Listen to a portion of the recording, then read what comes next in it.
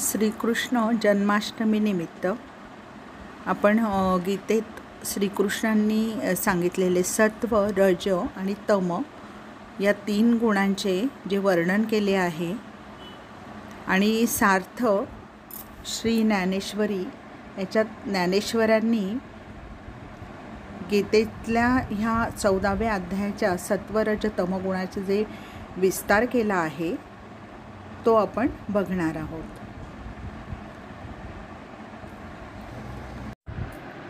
सत्व, रज व तम असे जे गुण आहेत व ही प्रकृती यांची जन्मभूमी आहे. हे गुण देहांमध्ये अविनाशी, जो देही त्याला बंधन करतात असे दिसते. तरी सत्व, रज, तम या तिघांनाही गुण म्हणतात आणि प्रकृती ही त्याची जन्मभूमी आहे. यामध्ये सत्वगुण उत्तम, रजोगुण मध्यम व तमोगुण हा सहज हलका आहे. ज्याप्रमाणे एका देहाच्या ठिकाणी बाल्य, तारुण्य, वार्धक्य या वयाच्या 3 अवस्था भासतात, त्याचप्रमाणे एकाच मनोवृत्तीच्या ठिकाणी हे त्रिगुणत्व आहे असे दिसते. चोख सोन्यात हिणकस धातू अधिकाधिक मिळवावे, तो सोने कसोटीवरील कसात खाली उतरते. 15 कसाचे अखेर 5 कसापर्यंत हलके होते. आळसामुळे सावधपणा नाहीसा झाल्यावर मग गाढ झोप दृढ होऊन बसते. त्याप्रमाणे अज्ञानाचा अंगीकार करून बाहेर पडलेली अंतःकरण वृत्ती विस्तार पावून सत्व, रज व तम अशा गुणांची वृद्धी होते. अर्जुना, यांना गुण असे म्हणतात. आता हे गुण कसे बांधतात ते वर्म ऐक. तर आत्मा जीवदशेत थोडासा प्रवेश करताच हा देह मी आहे असे म्हणण्यास आरंभ करतो आणि जन्मापासून ते मृत्यूपर्यंत सर्व धर्माच्या ठिकाणी हे माझेच आहेत असा अभिमान धारण करतो तोच. त्यामध्ये सत्वगुण निर्मल असल्यामुळे प्रकाश करणारा व उपद्रवरहित आहे. हे पापरहिता, तो सत्वगुण सुखाच्या व ज्ञानाच्या या 2 पाशांनी प्राण्याला बद्ध करतो. सत्वगुणरूपी पारध्याकडून जीवाला सुख व ज्ञान यांचे आमिष दाखवून जीवात्म्याला जाळ्यात ओढू लागतो. जीवात्मा हरिणाप्रमाणे त्यामध्ये जखडून बसतो. मग ज्ञानाच्या ताठ्यात माझ्यासारखा ज्ञानी कोणी नाही अशी घमेंड करतो आणि स्वतःच्या स्वाधीन असलेले आत्मसुख व्यर्थ घालवितो. त्याच्या विद्येचा गौरव झाला की सन्मानाने संतुष्ट होतो. थोडासा लाभ झाला तर आनंदित होतो. स्वतःला सुखी समजून धन्यता मानतो आणि मी केवढा भाग्यवान, आज माझ्यासारखा दुसरा कोणी सुखी नाही अशा सात्विक भावांनी गर्वाला चढतो. पण हे इथे संपत नाही, तर त्याच्या अंगात विद्वत्तारूपी भूताचा संचार होतो. आपण स्वतः मूळचे ज्ञानस्वरूप असताना ते आपले मूळ स्वरूप मावळले याचे तो दुःख मानित नाही, तर उलट विषय ज्ञानाने आकाशा एवढा होतो. जसा एखादा राजा स्वप्नामध्ये आपण भिकारी आहोत असे समजून राजधानीत प्रवेश करतो, तेथे त्याला भीक म्हणून कुणी 2 दाणे दिले असता गर्वाने म्हणतो, मी इंद्राप्रमाणे भाग्यवान नाही का? त्याप्रमाणे अर्जुना, देहातीत असणारा आत्मा तोच देहाभिमानी झाला असता अल्प बाह्य ज्ञानाने त्याची अशी स्थिती होते. व्यवहार ज्ञान त्याला अवगत असते. यज्ञविद्या त्याला उत्तम समजते. फार काय, स्वर्गातला व्यवहारही तो जाणतो. आणि सांप्रत माझ्याशिवाय या जगात दुसरा कोणी ज्ञानवान नाही व माझे चित्त चातुर्यरूपी चंद्राला प्रकाशमान होण्यास योग्य स्थान आहे. याप्रमाणे सत्वगुण हा जीवाला सुखरूपी, ज्ञानरूपी दोऱ्या कानाला नित्य बांधून नंदी बैलासारखी त्याची स्थिती करतो. आता हाच आत्मा देहांमध्ये ज्या प्रकारे रजोगुणाने बांधला जातो तो प्रकार मी सांगणार आहे, त्याचे श्रवण करा. हे कुंतीपुत्रा, रजोगुण हा अभिलाष रूप असून तृष्णा व आसक्ती ही त्याच्यापासून उत्पन्न होतात असे समज. तो कर्मपाशाने देही आत्म्याला बद्ध करतो. रजोगुण जीवाला रंजवण्याची कला जाणतो, म्हणूनच त्याला रज असे म्हणतात. रजोगुण अभिलाषाचे चिरतारुण्य आहे. रजोगुणाचा जीवात्म्यामध्ये थोडासा प्रवेश होताच तो जीव कामाच्या मस्तीत येतो. विषय इच्छेच्या मार्गाला लागून वासनेच्या वाऱ्यावर स्वार होतो. पेटलेल्या अग्निकुंडात तूप ओतले तशात ते विजेच्या अग्नीने प्रदीप्त झाले असता त्या अग्नीस हा कमी हा मोठा असे म्हणता येईल काय? तशी विषयाची आवड वाढत राहते व दुःखासह सर्व गोष्टी गोड वाटतात व इंद्राचे ऐश्वर्य लाभले तरी ते थोडे वाटू लागते. अशा प्रकारे हाव वाढल्यानंतर मेरू पर्वत हाती आला तरी याहून भयंकर अधिक श्रमाने मिळणारे एखादे स्थान असेल तर तेही मिळवावे अशी ओढ लागते. जवळचे द्रव्य आज खर्च झाले तर उद्या काय करावे अशा लालसेने मोठ्या धंद्याला आरंभ करतो. कवडीसारख्या क्षुद्र लाभासाठी जीवित ओवाळून टाकण्यास तो तत्पर होतो आणि तृणवत प्राप्तीने स्वतःला धन्य समजतो. स्वर्गाला गेल्यावर तेथे काय खावे असे म्हणून तेथील तरतुदीसाठी तो यज्ञकर्म करण्याच्या कामाला लागतो व व्रतामागून व्रते करून परोपकारादी कर्मे तो करतो, परंतु निष्काम असे एकही व्रत करीत नाही. हे अर्जुना, ग्रीष्म ऋतूचा शेवटचा वारा एक क्षणभर विश्रांती घेत नाही त्याप्रमाणे तसा हा रजोगुणी पुरुष व्यापार करीत असताना रात्रंदिवस पाहत नाही. या रजोगुणी पुरुषाच्या धावपळीपुढे माशाची चळवळ, कामिनी कटाक्षाचे चंचलपण किंवा विजेचे लवणे देखील कमी चंचलच म्हणावे लागेल. अशा प्रकारे ऐहिक आणि पारलौकिक सुखाच्या लालसेने क्रियाकर्माच्या आगीत उड्या घेतो. वास्तविक देहाहून वेगळा असताना देहात गुंतलेला तो जीव याप्रमाणे तृष्णेचा पाश गळ्यात घालून सारखा व्यापाराचा खटाटोप करीत असतो. अशा रीतीने रजोगुणाचे बंधन देहधारी जो आत्मा त्याच देहामध्ये असताना असते. आता तमोगुणांचे कौशल्य ऐक.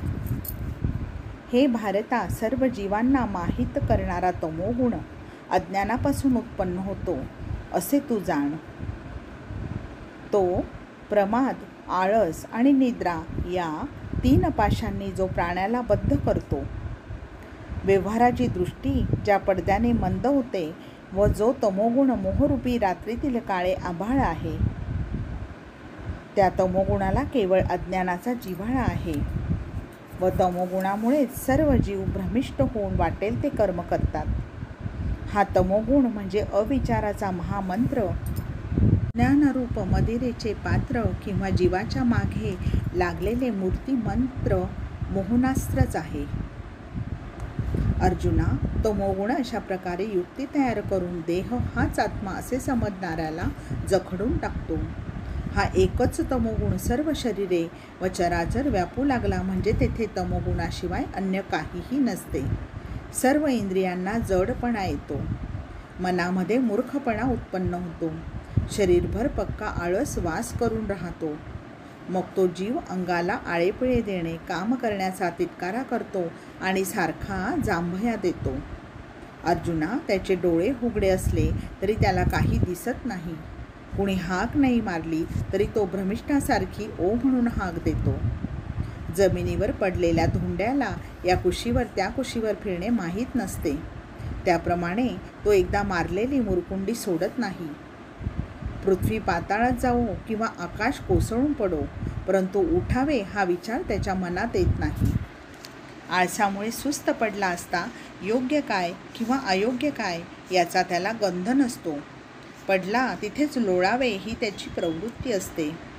तो दोन्ही तळ हात वर करून गाल धरतो आणि दोन्ही गुडघ्यात डोके घालतो आणि निद्रेविषयी त्याला इतकी आवड असते की झोपेपुढे त्याला स्वर्गसुखही तुच्छ वाटते. ब्रह्मदेवाचे आयुष्य प्राप्त होऊन झोपूनच राहावे या इच्छे वाचून त्याला दुसरे आवडत नाही. किंवा प्रवासात जर सहज कलंडून पडला तरी त्याचा डोळा लागतो. त्या झोपेपुढे त्याला अमृतही नको वाटते. रागावलेला आंधळा ज्याप्रमाणे कोठे जाईल कोठे धडपडेल याचा नेम नसतो, तसा तमोगुणी पुरुष द्वेषाच्या आवेशात काम करण्यास निघाला तर काय करील नेम नाही. केव्हा कसे वागावे, कोणाशी काय बोलावे, एखादी गोष्ट साध्य आहे की असाध्य हेही त्यास कळत नाही. ज्याप्रमाणे रानात भडकलेला वणवा आपल्या स्वतःच्या पंखांनी विझवण्याची हाव एखाद्या पतंगाने धरावी. तसे वाटेल त्या धोक्याच्या कामाला प्रवृत्त होतो. करू नये नेमके तेच करण्याची त्याला हौस वाटते. एकंदरीत अविचाराचा मार्ग त्याला आवडतो. ह्याप्रमाणे निद्रा, आळस व प्रमाद या 3 प्रकारांनी निरुपाधिक व शुद्ध अशा आत्म्याला तमोगुण बांधून टाकतो. ज्याप्रमाणे अग्नीने लाकूड व्यापले असता अग्नी लाकडाच्या आकाराचा दिसतो, अथवा पोकळी घटात सापडली असता तिला घटाकाश म्हणतात. पाण्याने भरलेले तळे त्यात चंद्राचे प्रतिबिंब पडावे, त्याप्रमाणे या गुणांच्या आभासाने आत्मतत्व बद्ध झाले आहे असे भासते. हे भारता, सत्वगुण सुखाच्या ठिकाणी व रजोगुण कर्माच्या ठिकाणी आसक्ती उत्पन्न करतो आणि तमोगुण तर ज्ञानाला झाकून प्रमादाच्या ठिकाणी आसक्ती उत्पन्न करतो. हे अर्जुना, रज व तम यांना जिंकून सत्व बळावतो, सत्व व तम यांना जिंकून रजोगुण बळावतो, सत्व व रजगुण यांना जिंकून तमोगुण वाढतो. परंतु कफ व वात यास मागे सारून जेव्हा पित्त देहात व्यापते तेव्हा ते पित्त देहाला जसे संतप्त करते, किंवा उन्हाळा पावसाळा यांचा जोर कमी होऊन थंडीचा अंमल होतो तेव्हा वातावरणात गारठा वाटतो, किंवा स्वप्न व जागृती यांना सुषुप्ती आली असता क्षणभर चित्तवृत्ती जडमूड होते, त्याप्रमाणे रज व तम यांना नाहीसे करून जेव्हा सत्वगुण आपले प्राबल्य मिरवतो त्यावेळी सत्वगुण जीवाकडून मी सुखी आहे ना असे वदवून घेतो. त्याप्रमाणे सत्वगुण व रजोगुण हे नाहीसे होऊन जेव्हा तमोगुणाची वृद्धी होते तेव्हा आत्मा सहजच प्रमादी होतो. याच रीतीने सत्वगुणास व तमोगुणास पाठीमागे सारून जेव्हा रजोगुण उठतो तेव्हा कर्मा वाचून दुसरे काही सुंदरच नाही असे देहराज जो आत्मा तो मानतो. याप्रमाणे 3 गुणांचे 3 श्लोकांनी सविस्तर वर्णन केले. आता सत्वादी गुणांची वृत्ती कशी होते ते अर्जुना एकाग्र चित्ताने ऐक. या देहामध्ये सर्व इंद्रियांच्या ठिकाणी प्रकाश म्हणजे ज्ञान उत्पन्न होते तेव्हा सत्वगुणांची वृद्धी झाली असे जाणावे.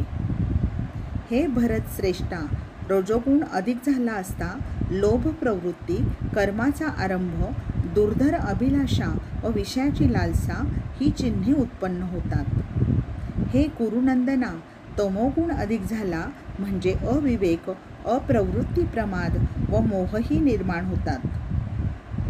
सत्वगुणांची वाढ झाली असताना जर मनुष्य मृत्यू पावला तर तो ज्ञानी व शुद्ध लोकांमध्ये जन्म पावतो.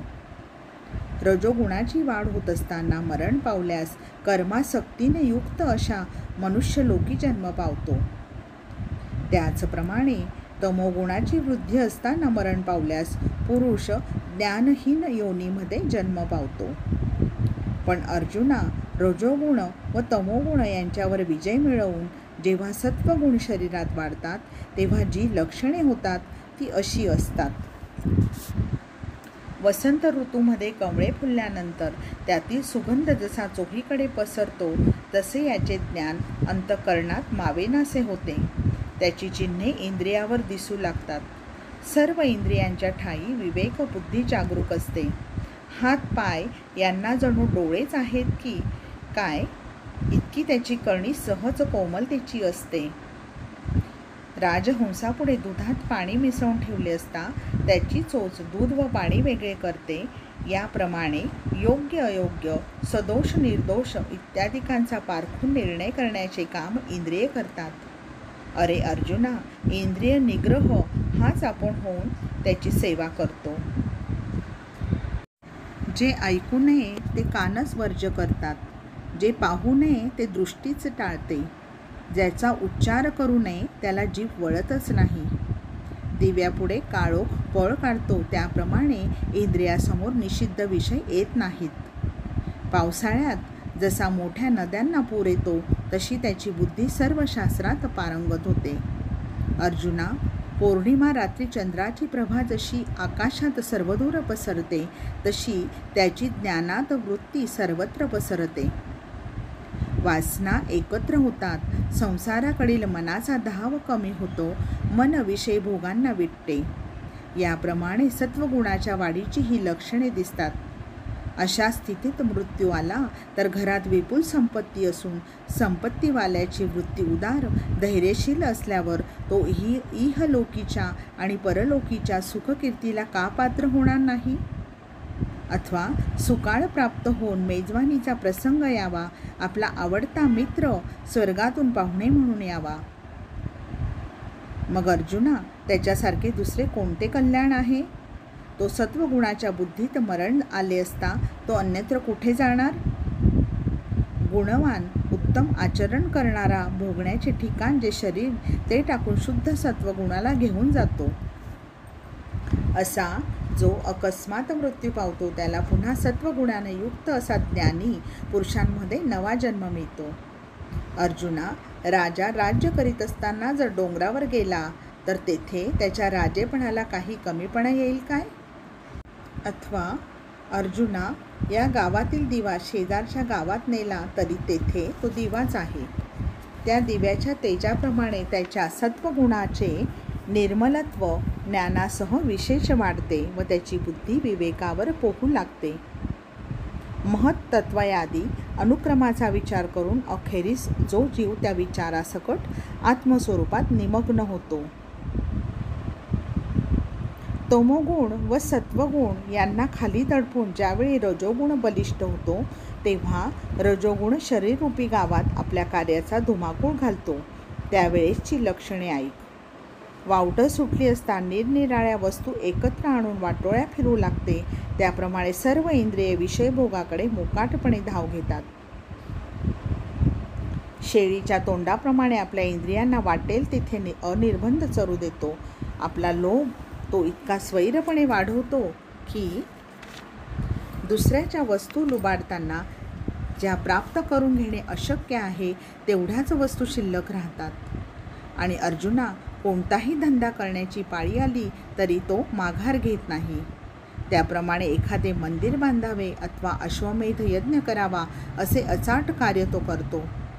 शहरे वसवावीत, पाण्याचे मोळे जलाशय बांधावे, नाना प्रकारचे मोठे बगीचे लावावेत अशा अचाट कर्मांना आरंभ करतो आणि इह परलोकीचे भोग मिळताना पुरे म्हणत नाही. समुद्र आणि अग्नी दुर्भर आहेत खरे, परंतु रजोगुणी माणसाची हाव समुद्राच्या अफाट विस्तार, अग्नीची प्रचंड दाहकता त्यापुढे कवडीमोल आहे. एवढे रजोगुणी माणसाची अभिलाषा दुर्धर असते. त्याची भोग लालसा ही मनाच्या पुढे आशेची धाव घेते. त्याच्या इच्छेच्या भटकंतीला विश्वसुद्धा अपुरे आहे. याप्रमाणे रजोगुणाचा उत्कर्ष झाला म्हणजे ही लक्षणे व्यक्त होतात आणि अशाच जर मृत्यू आला तर तो दुसऱ्या योनीत याच गुणासह तो मनुष्य योनीतच जन्म घेतो. एखादा भिकारी सुखाने राजवाड्यात बसला तरी तो एवढ्याने राजा होईल काय? बैल कुठेही गेला तरी त्याला कडबाच खायला मिळणार. जरी श्रीमंताच्या वरातीबरोबर त्याला गाडीला जोडून नेला तरी त्याला लाडू पक्वान्ने थोडीच मिळणार. म्हणून ज्या व्यापारात रात्रंदिवस विश्रांती मिळत नाही अशा व्यापारात हा गुंतलेला असतो. एकंदरीत रजोगुणाच्या वृत्तीत मग्न असता जो मरण पावतो तो काम्य कर्म करण्याच्या कुळात जन्मतो. याचप्रमाणे जेव्हा पुढे रजोगुण व सत्वगुण नाहीसे करून तमोगुण उन्नतीला येतो तेव्हा जी चिन्हे त्याच्या देहाच्या ठिकाणी आतून बाहेरून दिसतात ती आता ऐक. अमावास्येच्या रात्री आकाशात सूर्य व चंद्र नसल्याने ते जसे अंधकारमय असते तसे त्याचे मन पूर्ण अज्ञान अंधकाराने व्याप्त असते. त्या अमावास्येच्या रात्रीसारखे त्याचे अंतःकरण अगदी शून्य व स्फूर्तिरहित असते. विचाराच्या भाषेला तेथे जागाच राहत नाही. बुद्धीचा मृदूपणा नाहीसा होतो. ती दगडापेक्षा कठीण होते. स्मरणशक्ती देशोधडीला लागते. अविवेकाचा अतिरेक शरीराच्या आत बाहेर ढळढळीत दिसतो व त्या तमोगुणाच्या ठिकाणी एकट्या मूर्खपणाची देवघेव होते. या तमोगुणी पुरुषाच्या इंद्रियावर आचार भ्रष्टतारूपी हाडे रोवलेली असतात. यावरून तो तमोगुणी असे कळते. मरेपर्यंत तो भ्रष्टाचरण करीत राहतो. घुबडाला अंधारात दिसते त्याप्रमाणे तमोगुणी पुरुषास वाईट कर्मे करण्यास स्फूर्ती येते. तशीच निषिद्ध कर्म करण्याची त्याला अत्यंत हाव असते. त्याच्या इंद्रियांना त्या कर्म करण्याची धाव असते. हा तमोगुणी पुरुष दारू न पिता झोकांड्या खातो. सन्निपाद वायू झाल्याशिवाय बरळतो. वेड्या मनुष्याप्रमाणे प्रेमा वाचून हा भुलतो. समाधीवस्था नसून त्याचे चित्त ठिकाणावर ते व दिवा मालवल्यासारखा मोहाला वश होऊन ज्ञानशून्य होतो. आपल्या सर्व परिवारासह तमोगुण वाढू लागला म्हणजे ही सर्व चिन्हे ठळकपणाने उत्पन्न करतो. आणि अशा रीतीने तमोगुण उन्नत अवस्थेत असताना मृत्यू झाला तर तो तमोगुणी पुरुष त्या सर्व तमोगुणांसह पुढला जन्म घेतो. मोहरीचे झाड आपल्या बीजात मोहरीपण ठेवून सुकून मरते, म्हणून पुन्हा मोहरी पेरल्यावर मोहरी वाचून दुसरे काय उगवणार? दिवा विझलेला असला तरी तो अग्निरूपच आहे, कारण तो जेथे लावावा तेथे अग्निरूपाने प्रकट होतो. म्हणूनच तमाच्या पोटेच संकल्पाला बांधून ज्यांचा देह पडतो त्याला पुन्हा तमाचाच देह मिळतो. आता फार काय सांगावे. जो तमोबुद्धीत मरण पावतो तो पशु अथवा पक्षी, झाड किंवा किडा होतो. सात्विक कर्माचे फल निर्मल असते, राजस कर्माचे फल दुःख व तामस कर्माचे फल अज्ञान असते. याच कारणाकरता जे सत्वगुणापासून उत्पन्न होते ते पुण्यकर्म असे म्हणतात. म्हणून या सत्वगुणाला सहज येणारे जे अपूर्व सुख व ज्ञानफल त्याला सात्विक फल असे म्हणतात. त्या राजस गुणाच्या ज्या क्रिया म्हणजे फळाला आलेल्या कडू इंद्रवणासारख्या बाह्यतः सुंदर सुखात्मक परंतु परिणामी कडू इंद्रावणाप्रमाणे कडू दुःखात्मक आढळते. किंवा कडुनिंबाच्या निंबोळ्या बाहेरून पिवळे रसरसीत सुंदर दिसतात पण आतमध्ये विषाप्रमाणे कडू, त्याप्रमाणे राजसक्रियेचे फळ आहे असे समज. विषारी अंकुराला विषारीच फळ येते त्याप्रमाणे तामस कर्माचे अज्ञान हेच फळ आहे. सत्वगुणापासून ज्ञान, रजोगुणांपासून लोभ आणि तमापासून प्रमाद, मोह व अज्ञान उत्पन्न होते.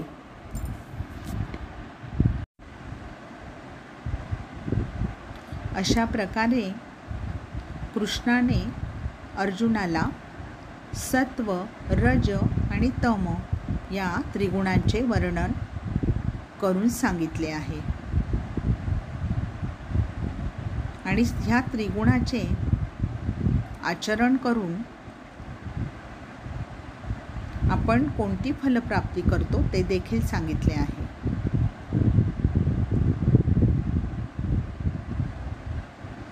सर्वांना श्रीकृष्ण जन्माष्टमीच्या खूप साऱ्या शुभेच्छा. थँक्यू.